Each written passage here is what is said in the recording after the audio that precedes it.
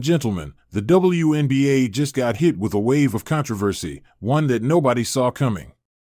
Because Patrick Beverley, the NBA's self-proclaimed truth-teller, energy guy, and the king of calling players out, just lit up WNBA star Satou Sabally with some scorching words.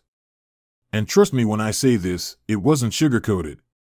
Pat Bev has taken issue with Sabally's approach to back-to-back games, hinting that she's avoiding them, protecting her body, and not living up to the true hooper mentality. And if you know Pat Bev, then you already know, when he calls you out, he doesn't hold back. This isn't just NBA versus WNBA banter. This is about accountability, workload, injury management, and the culture of hoops. And now, it's turned into one of the hottest debates in basketball. So buckle up, we're breaking down what Beverley said, why he said it, how Satou has responded, and what this entire drama means for the future of the league. During a recent podcast appearance, Patrick Beverley didn't mince words. The topic of rest and back-to-backs came up, and instead of keeping it general, Pat Bev went straight for the jugular. All right now. Come on now. Come on, man. Y'all had me. W had me. I'm talking about I'm rooting. I'm rooting. Yeah, come on, man. These ladies deserve more money, but come on, man. You got to play back-to-backs, man. Come on. You got to. It's part of it. Shit, but if a lockout came, if I was playing back-to-backs, three times, you have to play 3 games in a row. He said something along the lines of, if you're a real hooper, you don't sit out back-to-backs. You don't pick and choose when you play. Fans pay money to see you. And if you're healthy, you play. Period. I don't care if it's the NBA or WNBA. That's the game. Then, the kicker, he specifically mentioned Satou Sabally, pointing to her history of load management and missed stretches. For Pat Bev, that was a red line. Now, let's be clear, Satou Sabally isn't just any player. She's one of the WNBA's brightest stars, a versatile forward with MVP-level talent, and someone who has already dealt with serious injuries early in her career. Her approach to sitting out back-to-backs isn't about ducking smoke, it's about longevity. The WNBA schedule is brutal.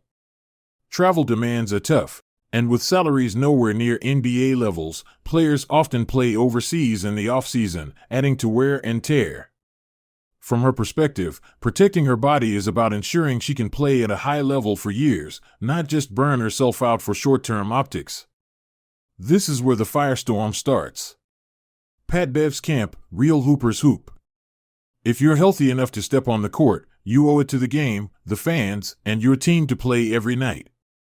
No excuses. Satou's camp, players are not machines. Managing back-to-backs prevents career-shortening injuries. With the WNBA's demanding calendar, smart load management is necessary for survival. And the fan base? Split right down the middle. Some fans are saying Pat Bev is out of pocket, targeting a women's league and undermining the realities of the WNBA. Others are praising him for saying what nobody else wanted to, calling out stars for babying their bodies. This clash isn't just about two personalities. It's about the future of the league. The WNBA is in a transition. Bigger TV deals, more media attention, rising fan expectations.